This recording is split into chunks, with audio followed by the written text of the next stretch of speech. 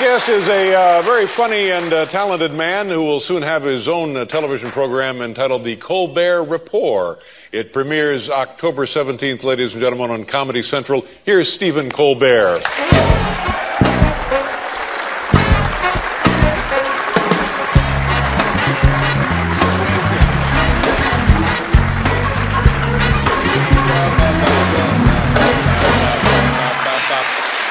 Welcome to the program. Thank you very much for having me. Tell me, as soon as you take your complimentary beverage there. This could take a while. Tell me about... Oh, it's such a long wait back there. Yeah. I came down to watch the Grinder Girl. Oh, I'm sorry. We're disappointing. Believe me, we're all disappointed. That is nothing not to like. Tell us about yourself, your background, your hometown, your hopes, your dreams. I am from, I grew up on a little dirt road in South Carolina, actually, in outside Charleston, South Carolina. One of 11 brothers and sisters. Oh, my goodness, 11 brothers and sisters. Jimmy, Eddie, Mary, Billy, Margot, Tommy, Jay, Lulu, Paul, Peter, and Stephen. Wow. Yeah. That's very impressive. I hope that applause is for my mom. And were you the last of I'm the kids? I'm the baby, yeah. Oh, my God. Now, what was that experience like, for heaven's sakes? Well, you know, it seems... I mean, every family seems normal to the people who are in it. But I mean, my experience with it is... my mom had a little trouble remembering the names at times. You know, you'd be doing something you weren't supposed to do, and she would go, Jimmy, Eddie, Mary, Billy, number 11. You know. Good enough. Yeah, she knew I was a prime number. And how do your brothers and sisters regard you still as the baby? Well, yeah, I don't think I'll ever not be the baby. Yeah. Yeah, I mean, I think they still think of me as being 10. You know. They're like, he's driving now. Did you notice that Stephen is shaving? They're like, well, yeah, I'm married and I have 3 children. And they're like, he's so precocious. Would you like some candy? Now, was it earlier this summer you took a pretty impressive sailing trip. You left from... oh, yeah, my hometown, Charleston, South Carolina. Are you a sailor? No, I'm not a sailor. Well, how would a thing like that happen, for heaven's sakes? It took a week to get there, and my wife said I could go. And my rule is, your wife says you can go away for a week, you go. Whatever. Even if it's life-threatening. How large was the ship? It was a 45-foot boat. All right. It was a double-masted wishbone ketch, Dave. I don't know what that means, but they kept on telling me if anybody asks, it's a double-masted wishbone catch. Yeah. And other than get in the way, since you don't sail, what did you do on the boat? Well, I was integral to the trip. I was the chaplain. Chaplain, yeah. And I was the cook, and I was the morale officer. And those all came together during grace. Mm-hmm. Yeah. Did you have trouble with seasickness?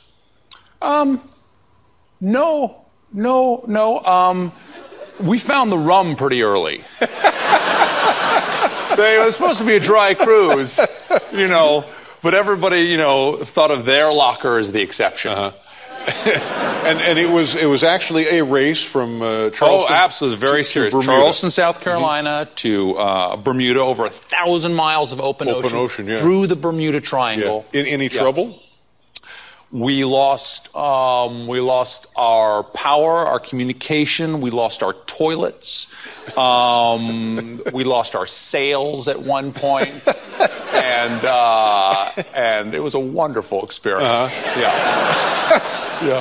And where did you come in the race? Dead last. Dead last. Yeah. But as I said, we thank you. But it's really the doing of it that's the significant part, the accomplishment. It's spending time with your buddies, And would you consider doing it again? Oh, sure. I wouldn't, it took 7 days. I wouldn't do 8 days, next time. I mean, I think we reached the limit of just how close we could get. When you lose your toilets on day 2, and 5 more days together, that's crusty seamanship. And But then the great thing is once you get to Bermuda, well, then yeah. You get there at 10:30 on Saturday night, and you leave at 11 a.m. on Sunday morning. Because you thought you were getting there Wednesday. I see. I see. One more day, and I think we would have gone cannibal. How many boats in the race? 20, I think. Dead last out of 20. Dead last out of 20, yeah. The lead boat. The lead boat beat us by 4 days.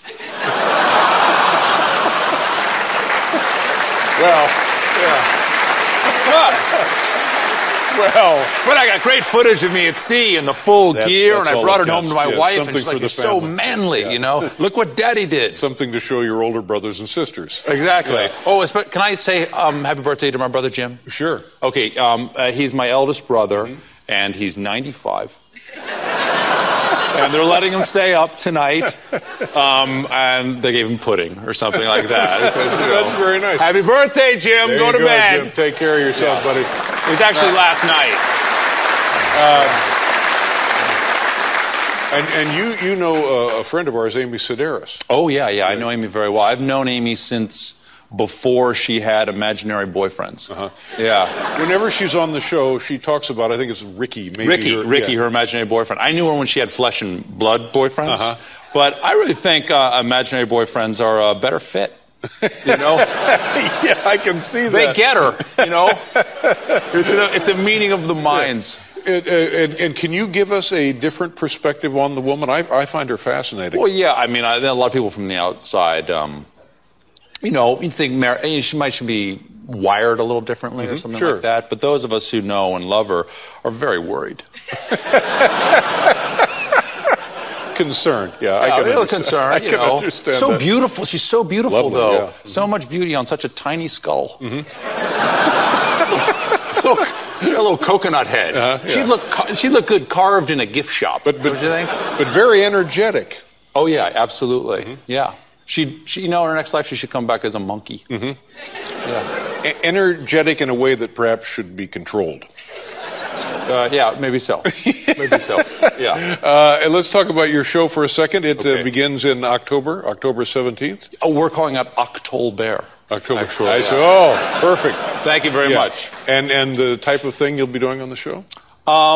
Changing the world. You know, wow. If that's what evidently I'm being asked to. The people are clamoring for world change. For me, I've been on the Daily Show for years, but how long do you think it'll take you to change the world there? I think we have an 8-week initial commitment. 2 months ought to do it. Yeah, by Christmas. I think so. The Colbert Report debuts October 17th, Comedy Central. Great pleasure meeting you, Stephen. Oh, thank you. Thank you very much for being here. Very much. We'll be right back with Heloise, everybody. Thank you, Stephen. That man. Try it. I will try it. Now, you've come to us tonight with a little stupid human trick, I'm told. Yeah, I've actually had this skill since I was young, and I've never done it on TV. I've always wanted to come on your show and do it. Okay, this is Well, what is it going to be now?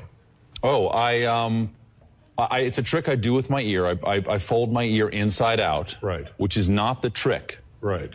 And then the trick comes after that. Okay. The trick is a result of an operation I had when I was younger. What was the operation? Oh, I had something wrong with inside my ear, and so they scooped it all out with a melon baller. Yeah. This is just a prop. Doesn't work at all. So there's parts missing? It's all gone. Nothing in here. Really? Hello. Absolutely. So watch it. This is the... Okay, here we go. Should I do it now? Yes. Okay. There we go. This is not the trick. Not the trick. This is not the trick.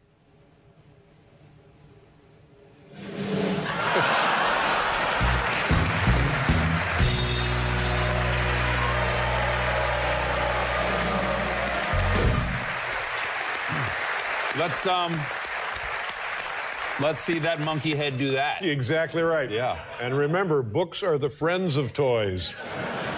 Well, I hope you have a lovely holiday season. Oh, you too. Thank you. And I hope everything is good at home, despite what you're telling us. It's fantastic. And continued success with your show. Well, thank you. Thank you, Stephen. Nice to see you again. Stephen Colbert, ladies and gentlemen.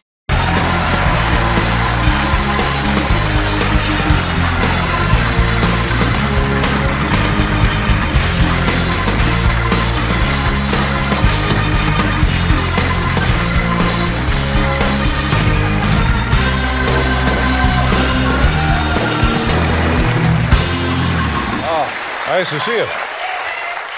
Look, we're dressed similarly. How about that? That's exciting, isn't it? That's nice. Yeah. Oh, that is good. You ever do this trick to give you the nice shoulders? Oh, I didn't know that trick. Oh, yeah. What do you do? You'll learn it eventually. You,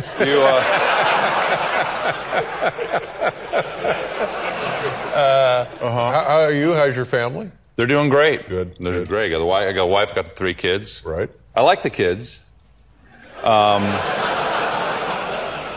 I like my wife too, but the kids are disease carriers. Yeah. Yeah. What age are they? 10, 8, and 4.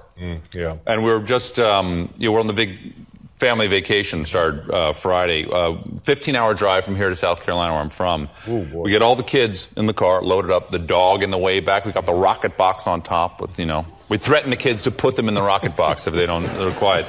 And 1 hour away from home, my youngest starts throwing up. Oh, no. Yeah. Sorry to hear that. Yeah. That's parenthood. Yeah. Right there. Exactly. Before you get married, you think that being married is making love on a mountaintop in a thunderstorm. It's passion. Yeah. But then you find out it's your son throwing up on you for 15 hours. And then, of course, it kind of works its way through the family. Is that how it goes? I'm the last to go. It's gone my wife, then it went through Madeline, then Peter, and then John. And I could pop at any minute. How long? I'm feeling a little flirpy. You got a trash can or something back there? We don't. And don't? I'm sorry you're feeling flirpy. But how long would it last once you're stricken? 24 hours. 24 hours. So 24 hours, 24 yeah. hours. Yeah. 24 hours. So the next day, we called it. We called it that day. Like, we're not going to do this. So the next day, 24 hours later, we're fine. 5 minutes into the next car ride, boom, off he goes again. Oh, my goodness. Maybe you and I should work out some sort of signal so I could tell you if I'm about to go. Yeah, that's not a bad something idea. subtle. Yeah. Like if I do this in the middle of the interview, if I start going... Yeah, that's fine. All right. That'll be good. Many guests do that who are not sick. Now, was it about a month ago or so you were at the White House Correspondents' dinner? Now, what an honor. That was a great night. It was a real honor. It's the press corps, the White House press corps, is that what Everybody it is? in the White House press corps, everybody was anybody in Washington and President Bush. And the idea is we...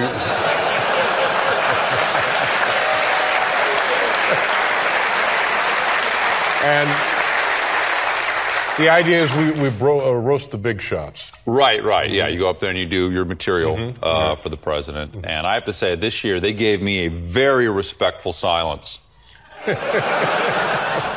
You're a comedian. You know how great it is when you do like 20 minutes of material and they just get quiet and they listen.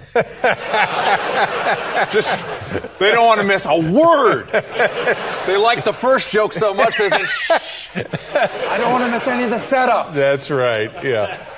Did you get to meet President Bush? He is so nice. He's such a charming guy. He was really nice to my mom. That's what I'll say. Right. Yeah. And did he have any words for you? Yeah, he had a word for me. Well, there you go. Yeah. It spoke volumes. You're like in now. Yeah, he said, well, have some fun out there. Yeah, have some fun out there. And did anybody warn you about not being too hard on the president? Some aides came up to me beforehand and said, are you gonna be nice? I said, I think so. Yeah. Well, good. I'm glad I had a wonderful time. More importantly, my mom had a great time. Yeah. How are... It's very important for your mom. Well, it's nice that you can do things for your family like that. My whole family was there. Everybody in the family was there. And how are things on the Colbert Report? Are we still calling it the Colbert Report? Or yeah, we have not found the pronunciation of that T yet. We don't know where we left it. It's good. It's good. We're on right now, actually. We're opposite you right now on another show. Yeah, exactly, on Comedy Central. And I'm actually telling my audience to watch this show tonight. Thank you. I appreciate that. Yeah. Take all the help we can get for heaven's sakes. Sure. Yeah. And I'm sure you would do the same thing for me. And what do we do on the Colbert Report? On the Colbert Report, it's like a news satire show. Like the Daily Show is like a parody on the headline news. I'm more like Bill O'Reilly. I see. You know? Yeah. I speak from the gut. Right. I'm not a fan of facts or books, Dave. Books are elitist, Dave. Who's Britannica to tell me the Panama Canal was built in 1914? Exactly. If I want to say it was built in 1941, that's my right. That's I'm an American. To be uninformed. Absolutely. Yeah.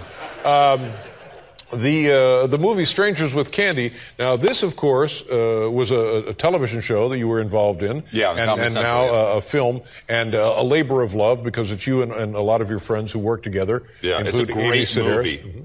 And how do you know Amy Sedaris?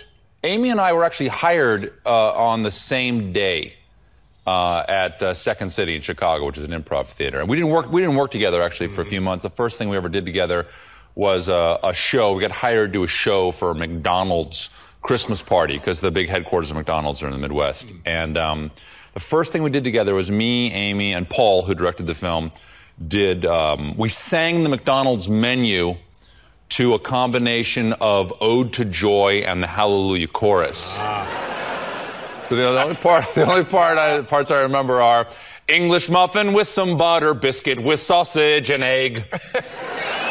Hamburger, cheeseburger, quarter pounder with cheese, Big Mac, fillet of fish, McDLT, McRib, Shamrock Shake for the holidays. Tremendous, just tremendous. Thank you very much. Excellent gig. Yeah.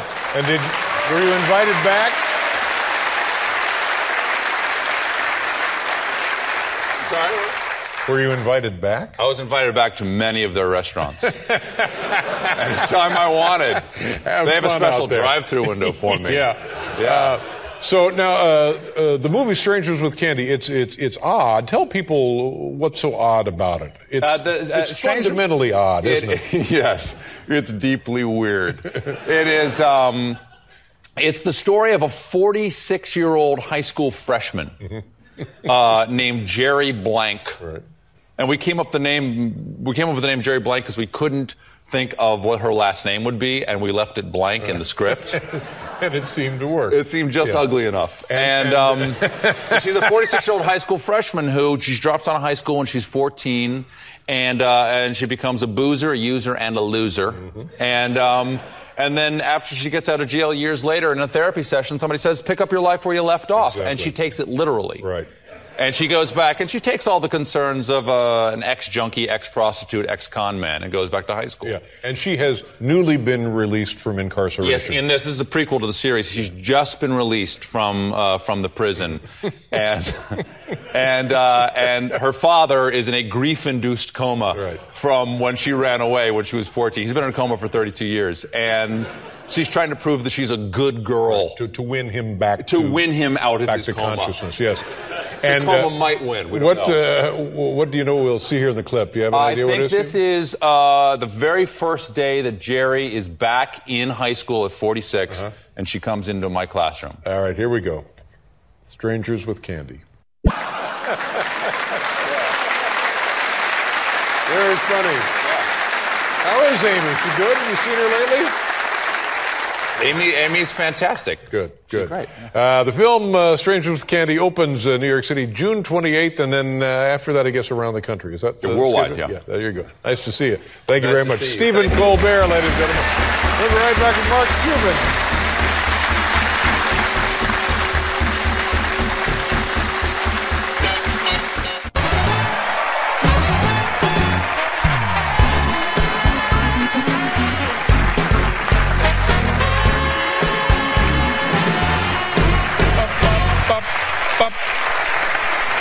Welcome back to the show. It's a pleasure to be here. Now, do I have the information to have it correctly? March to Keep Fear Alive. That'll be the end of this month. What is the march? What's the? First of all, do you have a permit? I do not. I didn't know you had to have one. Well, I thought it was like, no, this land is your land. This land is my land. Right. I want to hold a rally anywhere I want to. Okay. But now, as I understand it, there may be some logistical problems that weekend. Do you know what I'm talking about? but Jon Stewart is having a rally the same day. Right. And the Marine Corps Marathon, is that the same weekend? Yeah, the Marine Corps Marathon is the next day, and they have all the porta potties. Oh. And they announced today that they're going to padlock them so my fans can't use them. Really? Yes. Oh, buddy, you're in trouble. Yeah, evidently, if I join the Marines, they'll open them up again. When people come down there to help keep fear, and by the way, what's the point of keeping fear alive? Fear is useful. Well, first of all, I'm doing my rally to try to stop Jon Stewart from succeeding with his rally. I see. Which is the rally to restore sanity, which I think is crazy. You can't. How do you get together? How do you rally? How do you rally for moderation? Exactly. You know, people are going to get together and not raise their voices? No, I think you have an excellent point. Thank you. Yeah. You're one of a select few who do. Yes.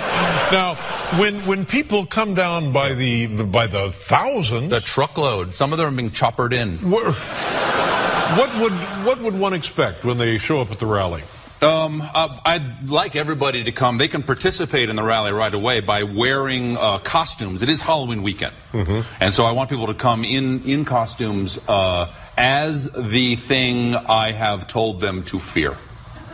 You know, immigrants being one of them. I see.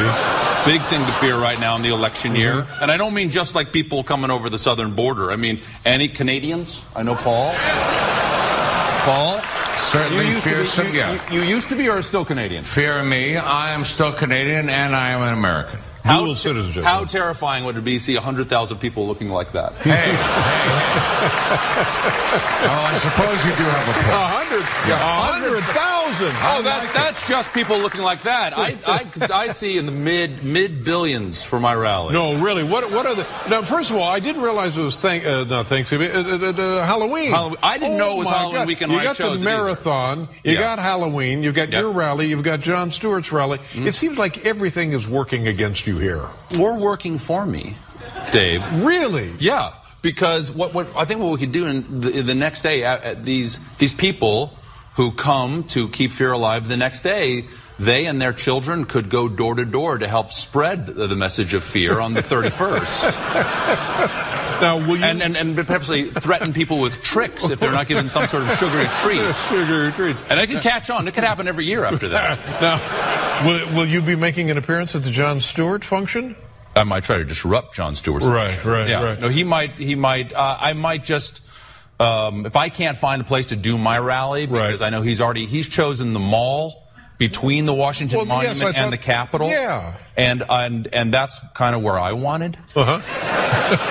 Did he get a permit? I didn't. He got one. I didn't get one. Oh, you didn't get one? No. Well, he's a teacher's pet, of course. I might do what you do in college. If you've got like a roommate you don't like, you just build a loft over their side of the room. I might just build an 8-foot loft over the entire mall and have my rally on top. Wow. Well,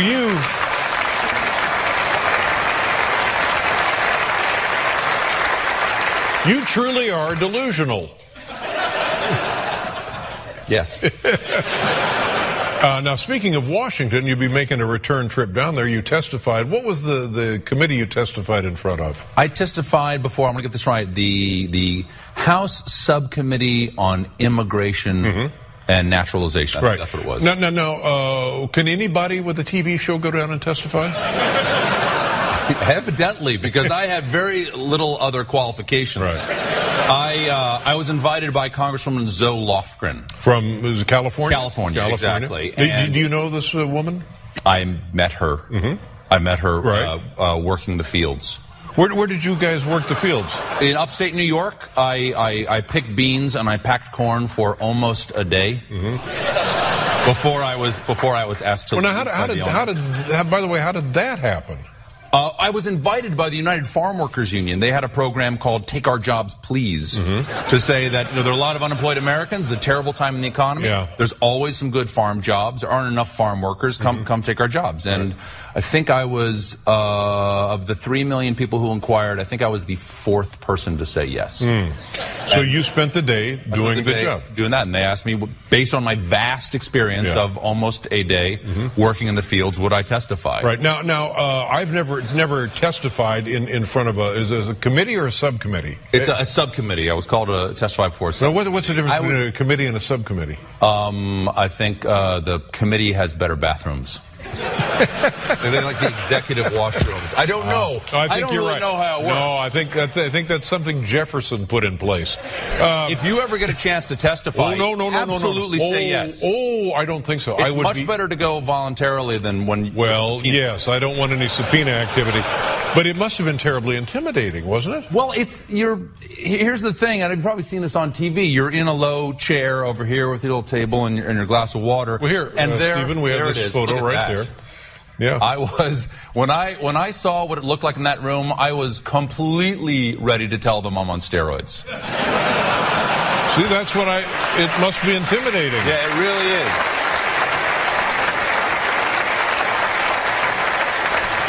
No, you're really low, and they're on the other side of the room, and they're on these big high risers. It's like, you know anything about this guy? That is one of my writers, Opus Moreski. Oh, well, yeah. He shouldn't be allowed back. No, he shouldn't. But they're all up on these high stands up there talking to you. It's like testifying before like a panel of pharmacists. Yeah. Well, well, I would. Now, was there after your presentation, was there a question and answer period? I did not stay for it. Oh, there was a period. Well, right afterwards from the Congress. I thought you meant from the press. No. I thought maybe I should just go home. No, no, right after your presentation in the room. They asked you questions. And what kind of stuff did they ask you? Why are you here? Yeah. And I essentially said, ask her. Yeah. Because she. Yeah. Right. Now, have you heard from the Congresswoman? Not so much. Not yet. Really? Not yet. But I hope she had a good time, because it was an honor. I had an amazing time. That was a big deal. I mean, it was super a huge big deal. thing. Yes, if Congress asks you to testify, how do you say no? Can't and I say said, I'm going to go down there, and I'm happy to bring attention to this issue if you think that would help in some way. But I'm going to do it the way I do it, because there's no other reason for me to go. Absolutely. And she goes, that's great. That's what I want. And I said, now you don't think that there's any chance that people are going to go, I don't know, ape.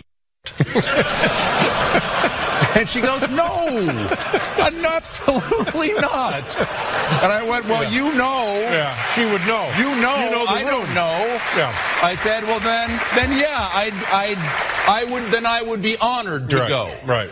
Yeah. And did it turn out that people, in fact, went to Ape? I have heard there has been a reaction, but I don't ever read like the positive or negative, because that's a dangerous road to go down. I still haven't read like reactions to the Correspondents dinner I did like 4 years ago, because it's a double-edged sword. I think everything's fine. I think everything's fine. Good, because I can't stand negative things. No, said about I'm here to tell you I think everything's just fine. Good. And we're looking for a big turnout for the rally. It's a march to keep fear alive. Yes. Bordering right there, right on the edge of paranoia. That's where you want them, right? Yes, the price of liberty is vigilance and paranoia. That's right. It's October 30th down in Washington, D.C. Stephen Colbert, ladies and gentlemen. Thank you, Dave. God bless you, my friend. There you are. We'll be right back with Johnny Knoxville.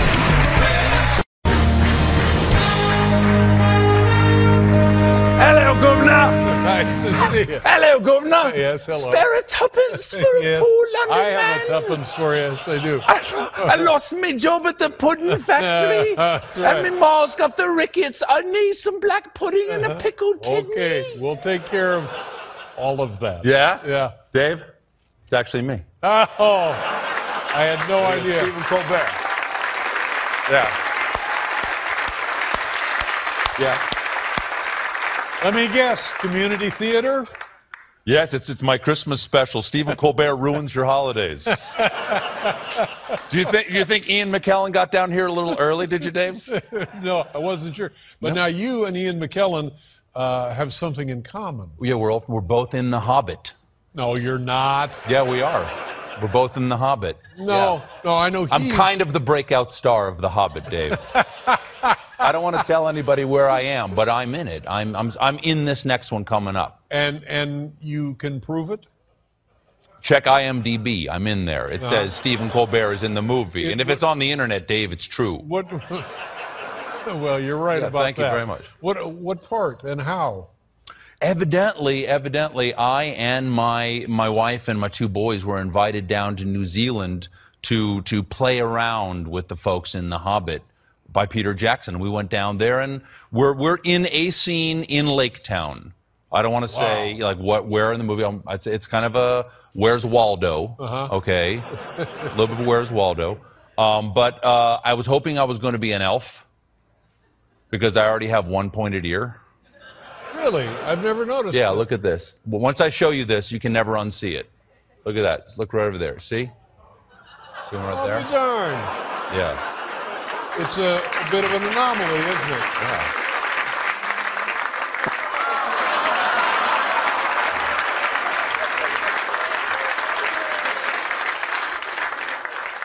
Am I hideous to you now, Dave? The fact that you're not wearing socks, that comes close. That is called character development. I'm hoping for socks or at least lotion for Christmas. So tell me about your trip to New Zealand. I've always wanted to go. And by the way, I've been invited. A guy came up to me at a thing once and he said, I'm the assistant so-and-so. Please come to New Zealand. We'll take care of everything. That sounds really shady. Well, hey, a guy came up to me and said, I'm an assistant someplace. Yeah, right. Come to this place and bring no one with you. No, he said, bring your wallet and wear something loose. Bring your family. We'll do everything. And I said, great. Because you've got to go. Well, I never heard back. It is possibly, next to America, the greatest country on Earth. I would love to see New Zealand. It is the size of, New Zealand together is the size of like the island of England, with Scotland and Wales there, but there are only 4 million people on it. Right. There's 6 million New Zealanders, but 2 million of them are off the island at any one point. And geographically, topographically, a wonderland. They've got everything in the world. They've got mountains. They've got valleys. The land is so raw. Volcanoes. You feel like when you go, there's a deep feeling that if I moved here, if I just stayed, I would be a man. It feels very raw. Yeah. Everyone flies helicopters because there are no roads. Really? Yes. And for like a high school job, instead of like bagging groceries, young men jump out of helicopters onto running deer and wrestle them to the ground. That's a true story. That's not a true story. It is a true story. That's not a true story. I was told that multiple times by different people in New Zealand. That's not a true story. That's like celery. That's like a piece of celery. Christmas is coming. Okay, the goose is getting fat. Now, please to put a penny in it. Oh, my that's good. So, what did your kids do when they were there in New Zealand? New Zealand is the adventure capital of the world. You can do it. We went paragliding off of mountains. Oh my God, was that great? It was fantastic. It happens too quickly for you to be terrified. But my 9-year-old went bungee jumping, which is, of course, illegal for a 9-year-old to do. But no, who makes the decision? Not his mother. Yeah. His mother said, I'm going to go shopping today, and you tell me later whether this happened. And we went to the place, to the cliff. The kid really wanted to do it. He wanted to do it. His older brother, not so much, and me, not so much. But my 9-year-old John, he went out on the little cliff there, and they have a little video of him, and they said, is there anything you want to say before you jump off? Oh, my goodness. Oh, my God. And he said, only that I have no regrets. And then... Wow. Fantastic. How far is the drop? Like 100. like 185 feet or something like that. Oh, my goodness. Yeah, yeah, and yeah. you watched your son just drop into the ravine. I didn't say I watched. Yeah. I paid for him to have the chance to terrify me. What was it like for him? Did he love it? He loved it. He loved it. It was pure joy for him. So this is the path he is now. He's a dangerous child. Whoa, He's a dangerous child. That's pretty good. Yeah, yeah. Pretty My cool. older son, he like rock climbs. So like will climb mountains, but then he won't jump off the top. He's like, I'll hang 300 feet off, but I'll cling like a spider. So he's serious about climbing mountains then. He climbs all the time. Yeah. Well, good for you. This is a fantastic family. Yeah, I'm trying to make up for my adolescent bookishness with my children's adventure. Well, I know that you lead a pretty adventurous life on your own with your sailing activities and all of that. Sure, sure. And it took a lot of courage to come out here like this. So all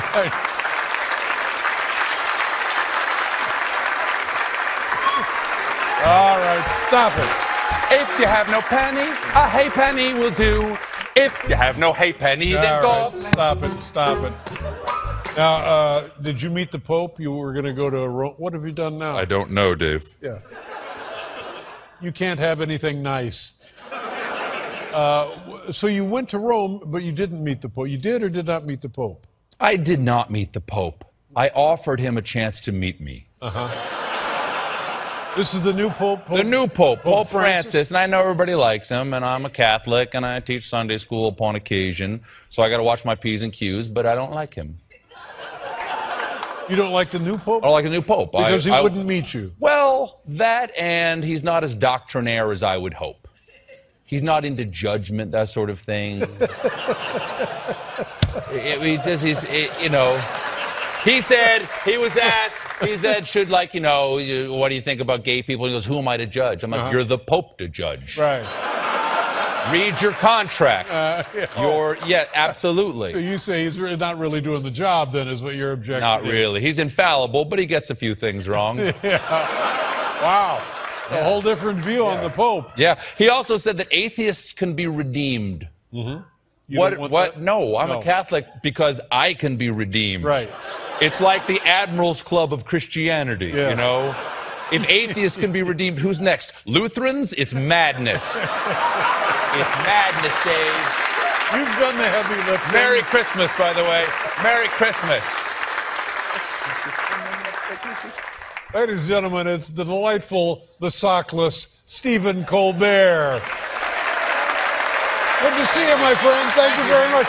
Thank you for changing your schedule for us. Appreciate that. My pleasure. We'll be right back here with Ian McKellen. Everybody. You look good. Thank you. You look right at home. Thank you very much. Thanks so much. You look good, too. I feel good. How has your life been the last week or so? It's fine. Yours? Well, it certainly was exciting. I've had a lot of fun, a lot of interesting moments in my life the last couple of weeks. Did you play any Frisbee with the dog? Yeah, I did. Well, I'm telling you something. Do you have a dog? I do, yeah. Well, I got one of those dogs. All he wants in life is Frisbee. Frisbee activity, morning, noon, and night. He loves it more than life itself. Should I get one of those for this show? Well, because I'm gonna do whatever you have done. Oh no! I'm gonna do whatever you have done. No, here. you don't want to do that. No, really no. No. It seems to have gone pretty well, Dave. It's gone on. Well, I obviously I'm thrilled. I'm thrilled. I'm over thrilled for as you. well because in a situation like this, Paul and I have been doing this for a long, long time, and they could have just as easily hired another boob like me, but they didn't. They hire a guy. They hired a boob like me. No. Every boob is like a snowflake, Dave. We're all unique in our own way. But it's interesting because I was looking at the notes this afternoon that you actually got a job or were an intern or tried to get a job here at one point. No, I did not actually try to be an intern here. I was accepted as an intern here. Here's what happened: is in 1986, my girlfriend in college got an appointment to to interview for an internship at the old show over May I at ask NBC. what became of her? You'll see. It's part of the story. She came here for the internship, and she was in the room getting the interview, and I'm just waiting in the hallway like a boob. And the person in the next door opens up and says, "Are you the next guy for the thing?" And I said, "No, my friend's in there." And they said, "Well, do you want to just come talk?" And I said, "Okay." We had a 15-minute conversation. I got the internship. She did not. Yeah, that's what she said. And the relationship did not last. Oh, my. Yeah, and then I did the foolish thing. I did not take the internship. And why was that? Because you did not pay people. It doesn't sound foolish It's to an me. expensive city. Yeah. It's an expensive. Dave, I got to ask, the next job I'm taking here, that pays, right? I have nothing to do with that. Because I already signed. But you get the valuable college credit. You could have had that. Good. Yeah. Good, yeah. We'll be right back, ladies and gentlemen, with Stephen Colbert.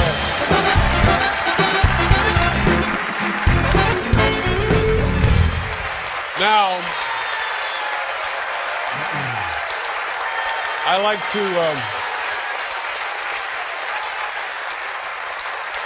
Yes, sir. Yes, sir. I have a family. You have a family, I do. and because I don't know what I'm doing with regard to parenthood and a family, Yeah. I like to compare my family activities with your family activities. And the last time you were on, you and the whole family had gone bungee jumping. Now I know it wasn't In New Zealand, yeah. but it was just your son and your wife went shopping. We all had the opportunity. Only my 9-year-old jumped off a cliff. That's right. But the part that I like is your wife went shopping. She said, Yes. "Oh, Let me know how it goes." Yeah. Do a head count at the end of the day. I'll be at the mall. Yes. What is the family doing now? Anything recent? Anything new? Anything coming up that we should know about? They're getting ready for me to hang around too much, because I've got my show for the rest of the year, and then there's, I don't know, when are you leaving? I don't know. I should have asked.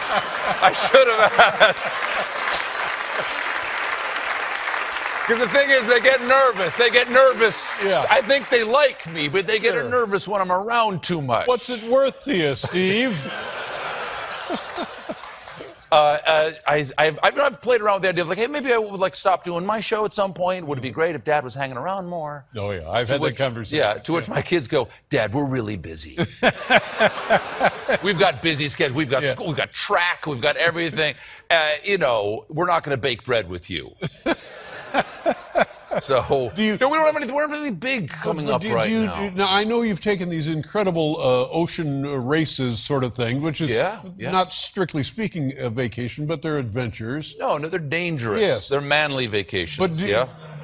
Are you a guy who vacates well? Do you relax? No, I do not. The thing is, I don't know why you do comedy, but it's not because everything's all right up here for me. And I don't, it's not a normal thing to do with your life. Right. And, it's more dangerous than bungee jumping, deciding to do this for a living. And, but I don't have the constitution for hardcore alcoholism.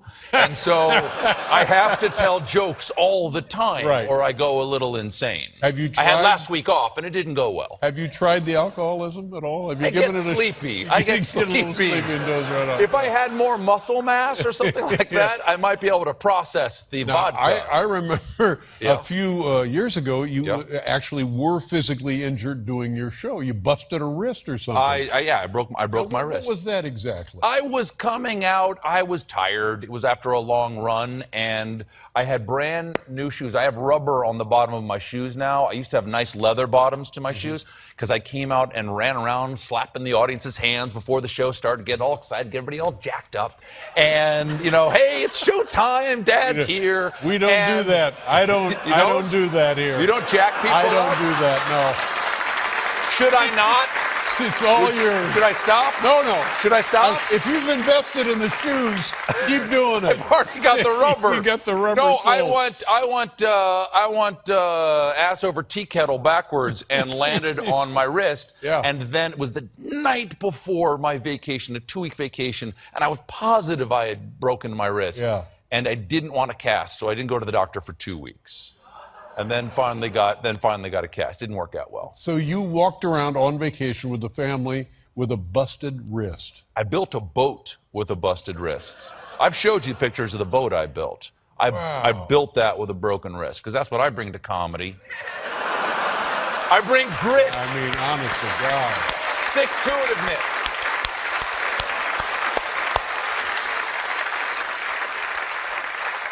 I built a boat with a busted wrist, the Stephen Colbert story. I mean... Soon to be on Broadway. No. Times bestseller. Wrist. Yeah. Do you have your phone ready to go? Oh, hell yeah, at all times. You and me, of course. Sure. Can we do a selfie? Is this still what people do? No, this is actually very retro now. Can we do one? I love it. I would love to do it. Right? Okay.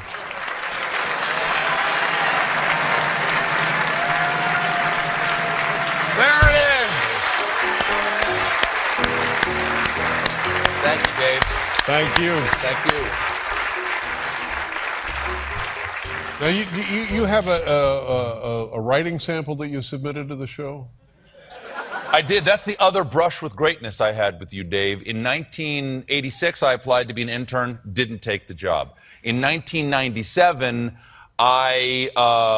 you guys were looking for writers. Right. And I was gainfully unemployed. I was unemployed at a professional level. And my writing partner and I, Paul Dinello, we submitted a packet to you guys. And I know Paul Dinello. You know Paul, yeah, you know Paul. He's a great guy. Still works on my show. And y'all didn't call for like 4 months. And by the time you didn't, right. I know. now I know why. Because you're like, are there writers starving in the streets out there? And when you finally called, we had already been picked up for Strangers with Candy, the series. That's right. You're doing your own thing. Yeah. So when you called to come meet us, because we heard. We like you. We want to meet you. We couldn't take the job. Right, so let's hear what you have. But in anticipation of coming on, I found the top 10 list that we submitted. Well, you put it on your own blue card. I brought my own blue cards. Wow. Come on, guys, Dave. come prepared. Come on. Okay. All right. So we submitted this 17 years ago to your show, and we found it yesterday. All right. What's the topic? Okay. It's people usually leave milk and cookies for Santa, but because we submitted it around Christmas time. Milk and cookie for Santas, but he's an adult male. It's a stressful job. He might want a cocktail. So these are the top 10 cocktails for Santa. Top 10 cocktails from Santa. Okay, go ahead, Paul. Yeah. Okay.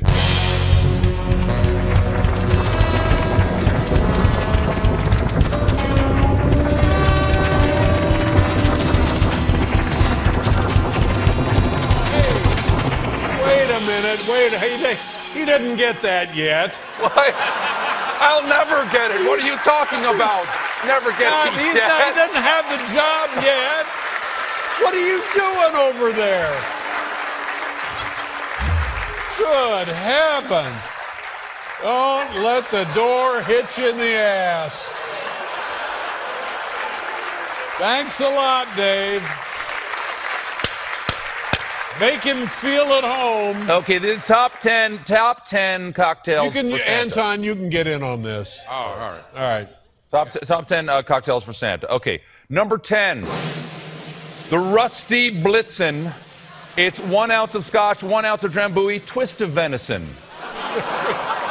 Twist of venison. Number 9, Mama Said Nog You Out. 3 fingers of eggnog, 1 finger of ether. Parumpa Pump Rum, open can of fruit cocktail, add 2 ounces of rum, enjoy responsibly. Vodka Giblet, 1 part vodka, any part turkey organ. I don't think you would have hired me at this point. Again, 17 years ago. Number 6, Scrooge Driver, grain alcohol, and regret. That's all right. I like that. Number 5, no room at the gin. Chill martini glass filled with gin until there is no room for anything else. Number 4, on Comet, on Cupid, on Dasher wine spritzer. Number 3, king of the juice. any available juice, any available liquor, wedge of matzah. Number 2, Jack Frost, equal parts Jack Daniels and Snow, seasonal. And the number 1 cocktail for Santa, Silent Night Train.